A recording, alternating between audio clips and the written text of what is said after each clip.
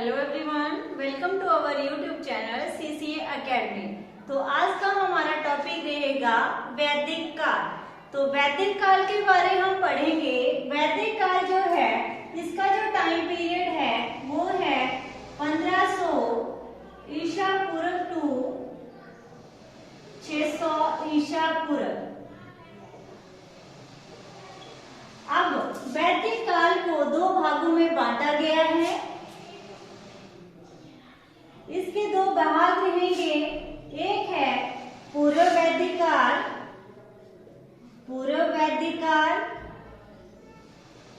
और दूसरा रहेगा उत्तर वैदिक काल, अब पूर्व वैदिक काल का जो टाइम पीरियड है वो रहेगा हमारे पास, इसे और नाम से जाना जाता है जिसका नाम रहेगा ऋग्वैदिक काल। इसे ही कहा जाता है ऋग्वैदिक काल।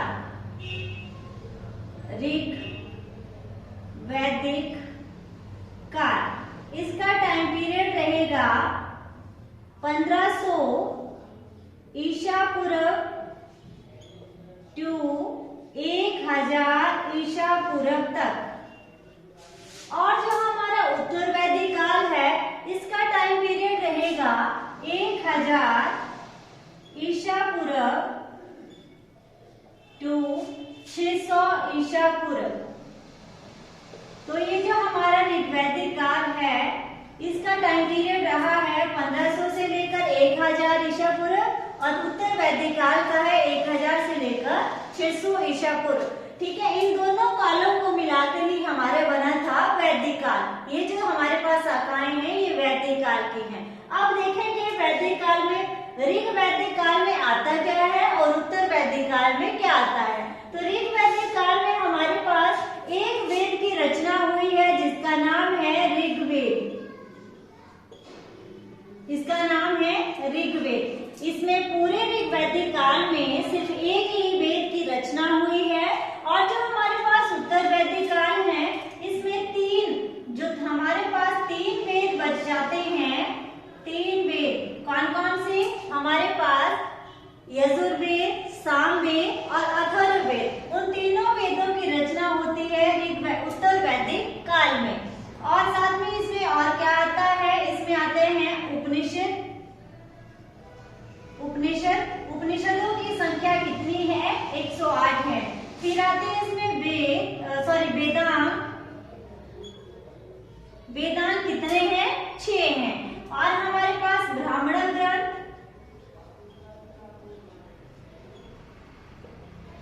अब दूसरा आता है हमारे पास आरण्य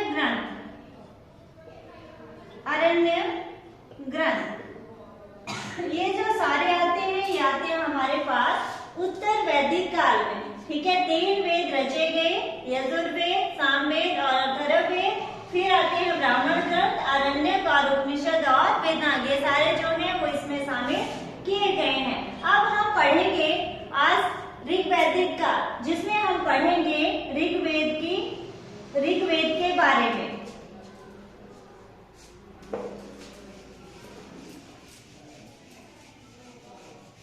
वैदिक काल की शाखा का नाम है ऋग्वैदिक काल।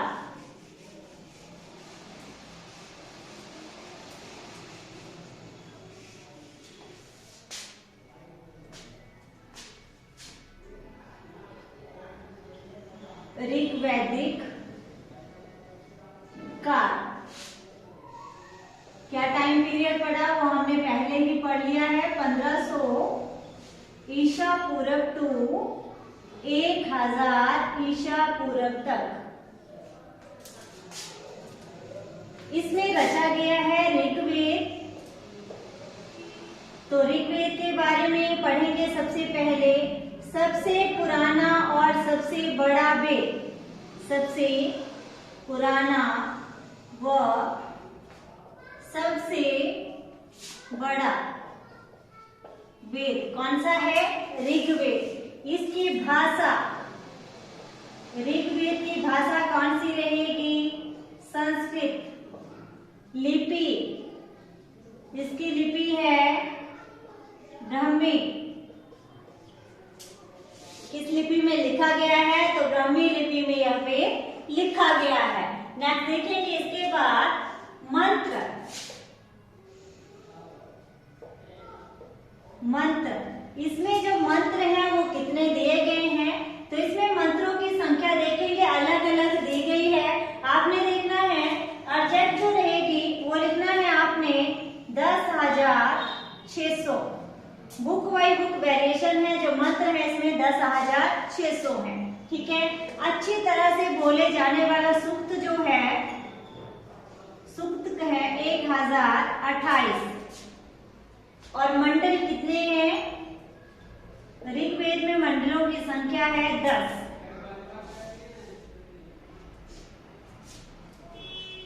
नेक्स्ट है इसके बाद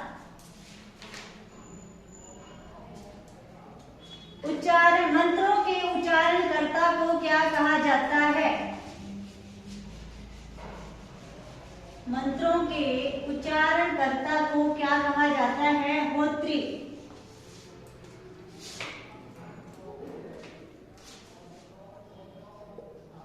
मंत्रों के उच्चारणकर्ता उसे कहा जाता है होत्री। अब ऋग्वेद की जो तुलना है वो किसके साथ की गई है? तो इसकी तुलना की गई है ईरानी ग्रंथ जिसका नाम है जैन अवेस्ता। इसका क्या नाम है? जैन अवेस्ता। इसकी तुलना की गई है, इसकी ऋग्वेद की तुलना की गई है ईरानी ग्रंथ जिसका नाम है जैन अवेस्ता। अब नेक्स्ट देखेंगे इसके बाद इसमें क्या दिया गया है? इस ऋग्वेद में है क्या? तो ईश्वर के सम्मान में, ईश्वर के सम्मान में मंत्र व ऋचाएं, ईश्वर के सम्मान में मंत्र व ऋचाएं दी गई हैं। अब देखेंगे सबसे पुराने मंडल। ऋग्वेद में सबसे पुराने मंडल, ऋग्वेद में जो सबसे पुराने मंडल है जिसका नाम वो है 2 और 7। ये है जो 2 और 7 जो मंडल हैं, टोटल मंडल बताए 10, तो इनमें जो सबसे पुराने हैं वो है 2 और 7। 2 और 7 जो है इन्हें क्या क्या मंडल कहा गया है? तो इन्हीं मंडलों को क्या कहा जाता है? वंश मंडल, ऋषि मंडल और कुल मंडल। कुल मंडल 2 और 7 इसे कहा जाता है वंश मंडल, ऋषि मंडल और कुल मंडल। नेक्स्ट है नया मंडल। नए मंडल किसको कहा जाता है? तो 1 और 10, 1 जो और 10 हैं ये आते हैं नए मंडलों की सूची में। इन्हें कहा गया है ऋग्वेद के नए मंडल। नेक्स्ट है हमारे पास तीसरा मंडल। तीसरा मंडल, जो तीसरा मंडल है इसमें क्या दिया गया है? तो इसमें जो दिया गया है वो हमारे पास दिया गया है गायत्री मंत्र। गायत्री मंत्र क्वेश्चन फॉर्म में पूछा जा सकता है। तीसरे मंडल में क्या दिया गया है? गायत्री मंत्र का इसमें वर्णन मिलता है। और जो तीसरे मंडल के रचनाकार हैं वो कौन है? विश्वामित्र। इसके रचनाकार कौन रहेंगे? विश्वामित्र। और जो गायत्री मंत्र है वो किस देवता को समर्पित रहता है?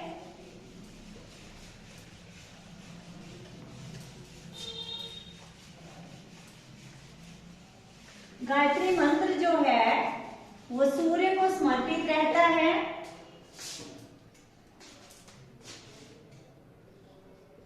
गायत्री मंत्र ये समर्पित है सावित्री। सावित्री किसे कहा गया है? सूर्य का रूप। सूर्य का रूप। ये था हमारे पास तीसरे मंडल के बारे में। अब है हमारे पास फोर्थ मंडल। इसमें क्या दिया गया है? कृषि से संबंधित मंत्र। कृषि से संबंधी मंत्रों का जो वर्णन मिलता है वो किस मंडल में मिलता है? 4th मंडल में। ओके, नेक्स्ट आता है हमारे पास 7th मंडल, 7वां मंडल। इसमें क्या दिया गया है? दशराज्य युद्ध की जानकारी, दशराज्य युद्ध की जानकारी इस मंडल में है। नेक्स्ट है हमारे पास 9वां मंडल, 9th मंडल। 9th मंडल में क्या दिया गया है? 9th मंडल ये है सोम देवता को समर्पित, सोम देवता को समर्पित। कौन सा मंडल है जो सोम देवता को समर्पित रहेगा?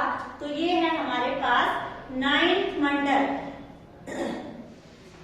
सोम रस की प्राप्ति हमें कहां से मिलती है? ये भी बहुत जरूरी है। सोम रस की प्राप्ति, तो सोम रस की प्राप्ति होती है हिमालय के मूंजवत पर्वत से, मूंजवत पर्वत से किसकी प्राप्ति होती है? सोम रस की। ठीक है, तो जो सोम रस है उसकी प्राप्ति होती है ऋग्वेद में एकमात्र ही पर्वत है जिसकी जानकारी दी गई है, जिसका नाम है मूंजवत पर्वत। यहाँ से सोम रस की प्राप्ति होती है। ठीक है, हो गया यहाँ तक। नेक्स्ट देखेंगे, इसके बाद रहेगा हमारे पास जो सोम रस था वो किसका पेय पदार्थ था? तो ये जो था वो आर्यों का पेय पदार्थ था सोम रस।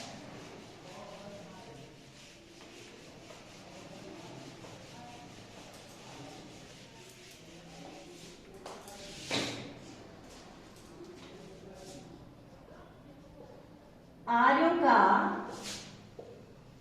पेय पदार्थ जिसका नाम है सोमरस। नेक्स्ट जो मंडल आता है जिसका नाम है 10th मंडल, 10वां मंडल। इसमें क्या है? जो 10th मंडल है इसमें दिया गया है हमारे पास पुरुष सूक्त। पुरुष सूक्त, पुरुष सूक्त में क्या दिया गया है? तो पुरुष सूक्त में ऋग्वेद का जो पुरुष सूक्त है उसमें पहली बार वर्ण शब्द का या वर्ण व्यवस्था का वर्णन मिलता है। ठीक है, तो इसमें पुरुष सूक्त में पहली बार या प्रथम बार वर्ण व्यवस्था का वर्णन मिलता है। वर्ण व्यवस्था का प्रथम बार वर्णन कहाँ पर मिलता है? तो ये मिलता है हमारे पास पुरुष सूक्त में।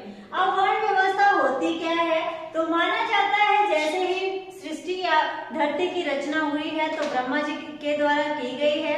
तो ब्रह्मा जी की जो हमारे पास वर्ण है, देखेंगे वर्ण यहाँ पर कौन कौन से होते हैं? ब्राह्मण, क्षत्रिय, वैश्य और शूद्र। शुद्ध, ये जो 4 वर्ण हैं इनका वर्णन कहाँ पर मिलता है? ऋग्वेद में मिलता है सबसे पहले। और किस मंडल में? 10th मंडल में। और किस सूक्त में? तो पुरुष सूक्त में। तो ब्राह्मण जो है माना जाता है जब ब्रह्मा जी ने सृष्टि बनाई तो उनकी भुजाओं से किसकी उत्पत्ति हुई? सॉरी, जो मुख से है, मुख से हुई, मुख से ब्राह्मण निकले, क्षत्रिय निकले भुजाओं से इनकी उत्पत्ति हुई, भुजाओं से इनकी उत्पत्ति। नेक्स्ट वैश्य जो है वो कहां से बने? जंघाओं से। और जो शूद्र बने वो कहां से बने? पैरों से। ठीक है, तो जो वर्ण थे वो ब्रह्मा जी के द्वारा बनाए गए। ब्राह्मण की उत्पत्ति मुख से, भुजाओं से क्षत्रिय, और जो जंघाएं थी वहां से वैश्य, और पैरों से किसकी उत्पत्ति हुई है? शूद्रों की उत्पत्ति हुई है। नेक्स्ट देखेंगे, इसमें ऋग्वेद में संस्कारों का वर्णन किया गया है। संस्कार कितने होते थे या कितने होते हैं संस्कार?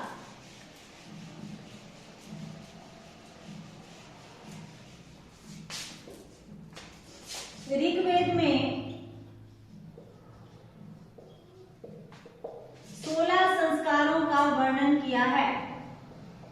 संस्कारों का वर्णन किया है। और देखेंगे इसमें शूद्रों का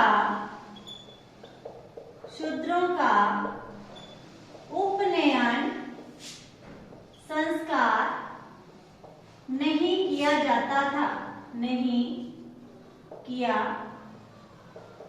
जाता था।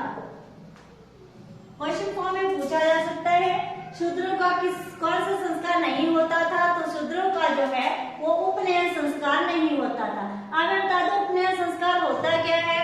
जैसे ही पहले पुराने जमाने में बालक पढ़ने के लिए गुरुकुलों में जाता था तो उसे क्या करता, जो गुरुकुल में जो हमारे पास उनको गुरु पढ़ाते थे वो उनका क्या करते थे, सबसे पहले उनके संस्कार करते थे, मतलब पढ़ाई लिखाई का संस्कार करना है। ठीक है, तो जो हमारे पास शूद्र थे उनको पढ़ने की इजाजत नहीं दी जाती थी, तो इसी प्रकार उनका जो उपनयन संस्कार था वो नहीं होता था। ठीक है, जो ब्राह्मण क्षत्रिय थे उनका ये उपनयन संस्कार होता था। उनको पढ़ाने से पहले मंत्रों के द्वारा उनकी पूजा की जाती थी। ठीक है, ताकि वो पढ़ाई में अच्छे निकले। लेकिन जो शूद्र थे उनको ये जो प्रावधान था, ये जो संस्कार था उपनयन संस्कार, ये उनका नहीं होता था। तो आज के लिए हम सिर्फ इतना ही पढ़ेंगे। नेक्स्ट जो वेद होगा वो हम अगले वाले वीडियो में डिस्कस करेंगे। तो आज के लिए इतना ही। Thank you.